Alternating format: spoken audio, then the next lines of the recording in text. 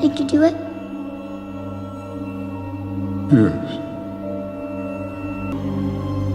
What did it cost? Everything. Defeat. Defeat. Defeat. Defeat. Defeat. Defeat.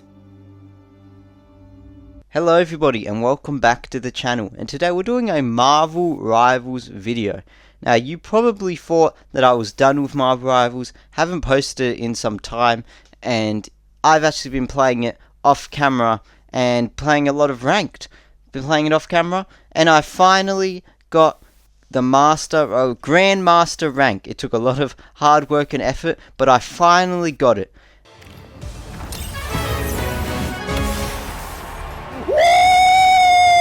Yeah, baby! That's what I've been waiting for. That's what it's all about. Woo! Now, in this video, I want to show you how you can Grandmaster just like me. Because trust me, I am a player who I've been playing Marvel Rivals for like, I want to say close to 100 hours maybe. So take that as you will. But on Overwatch, I played that game for years upon years straight, and I never got Master or Grandmaster rank. The highest rank I ever got was Diamond. So this is a momentous occasion. I know it's a different game than Overwatch, but to finally get this title, this rank, it means a lot to me.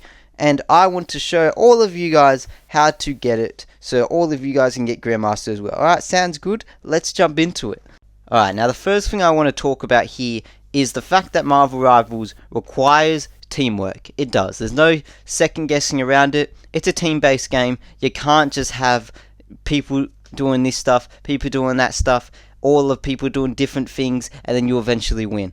It's probably, 8 times out of 10, 9 times out of 10, you're probably not going to win. It's all about working as a team. Now, working as a team involves everyone playing their own roles. Now, in Marvel Rivals, the ideal team comp is obviously 2 strategists, whatever, the healers, 2 DPS characters, and 2 tank characters. You want all those people on your team. That is the ideal team comp. Now, if you can get that ideal team comp, you are looking good.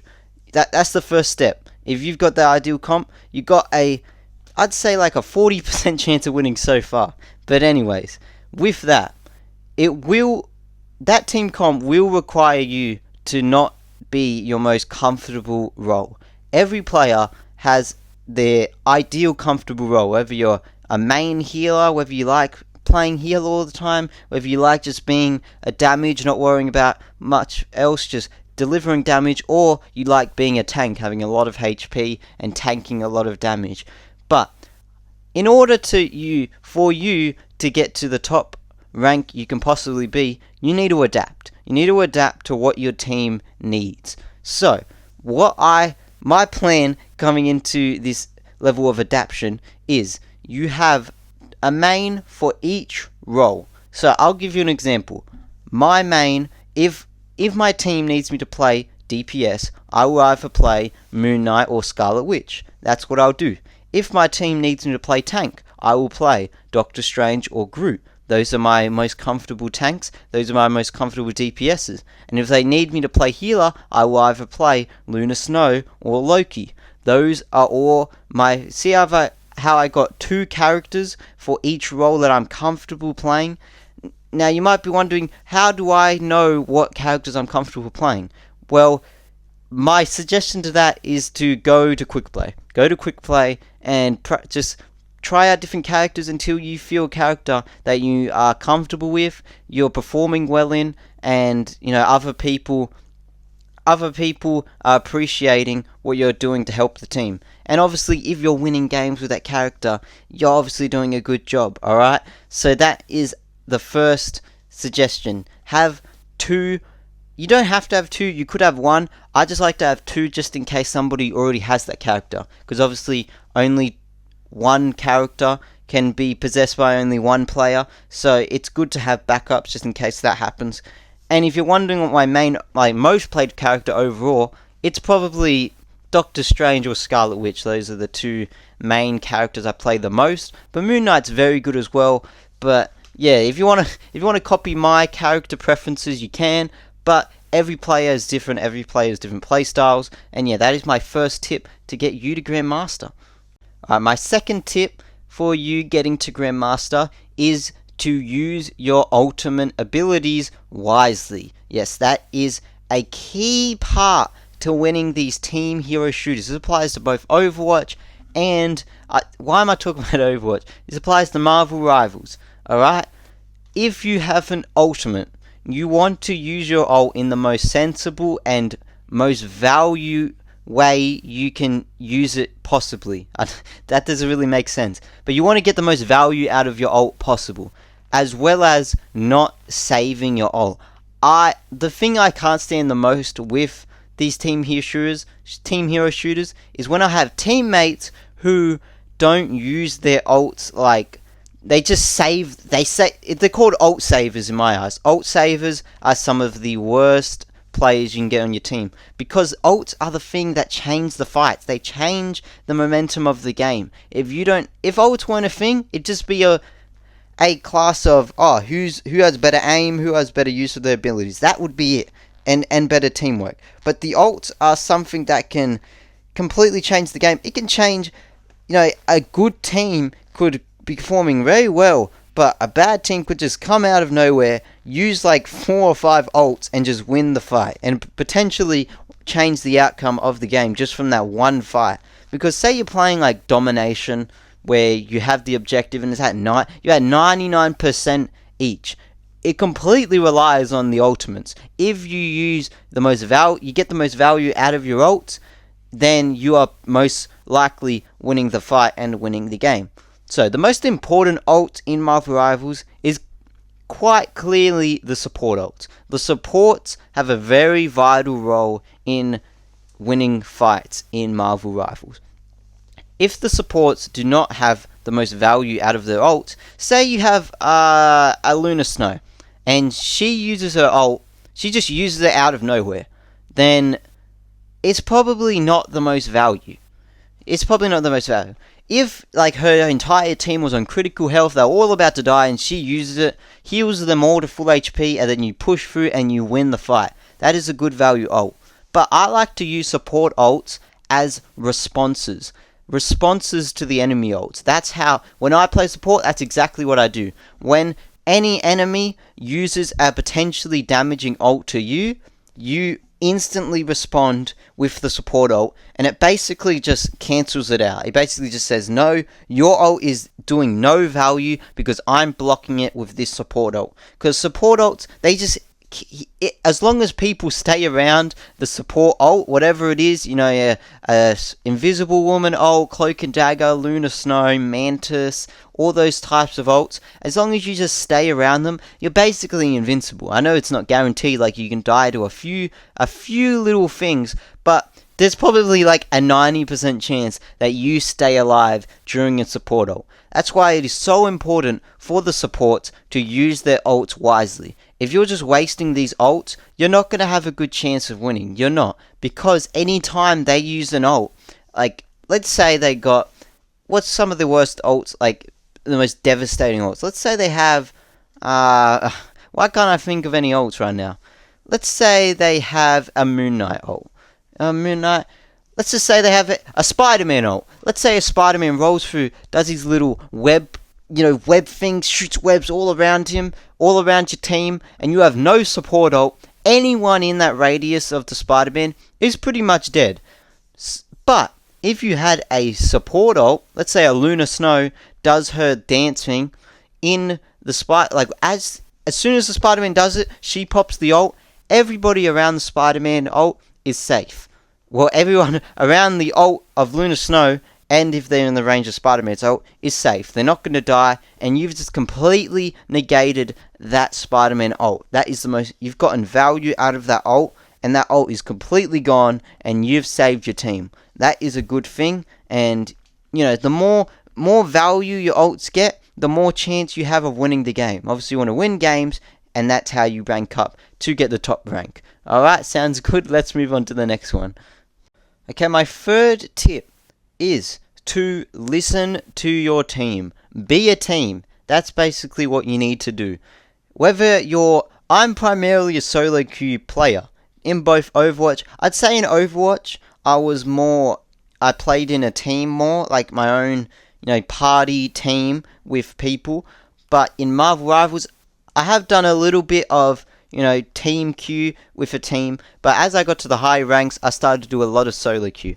Now, this tip is not exclusive to the people in parties. What you want to do is communicate with your team all the time, give call-outs, give criticism. That's one of my biggest points, is to give criticism to people who are not performing to the rest of the team. Say you've got 5 people on a team doing really well, and then you've got one guy who's got like 2 kills and like 10 deaths, and he's completely bringing down the team.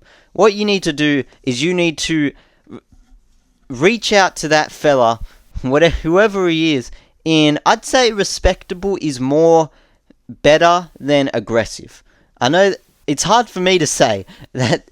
For me to say, I am one of the most, sometimes I can be very toxic with my teammates, but that is what you need to do. You need to be respectable to your teammate. Tell him, hey, I don't think this character is working.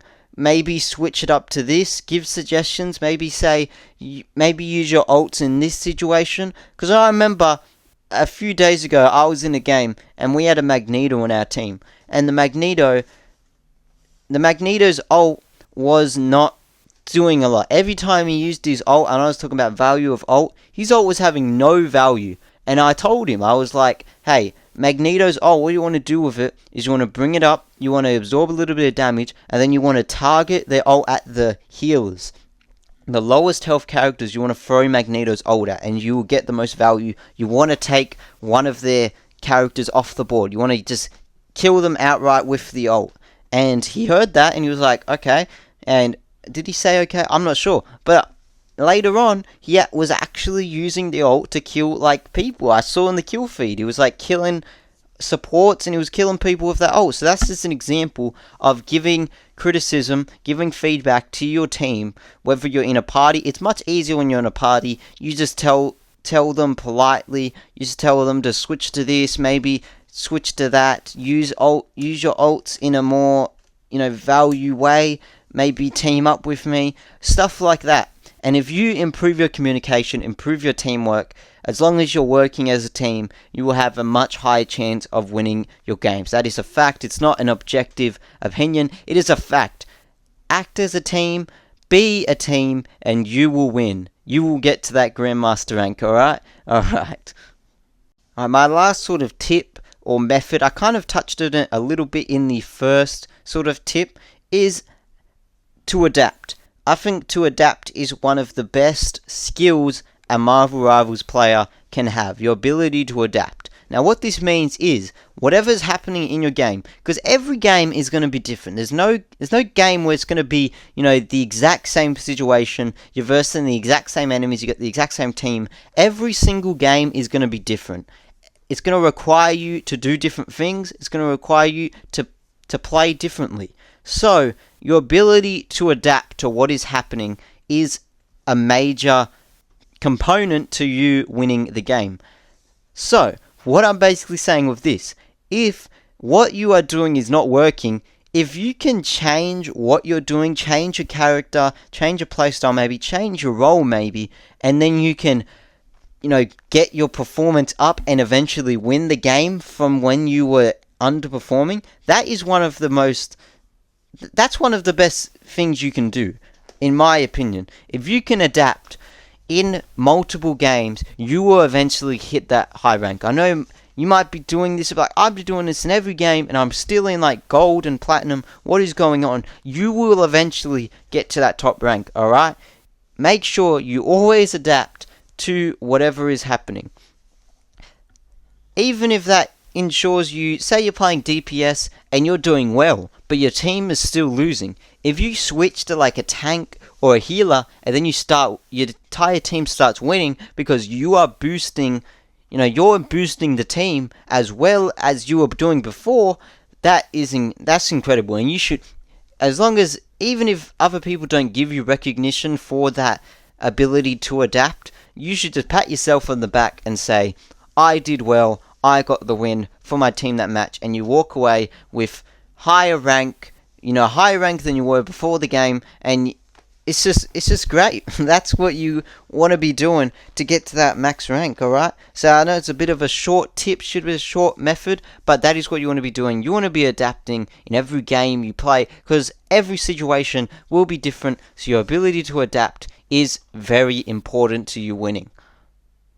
Now that is going to do it for every tip and method for you to get to Grandmaster, just like me, and let this be known, if I can get to Grandmaster, yes me, then you definitely can, alright?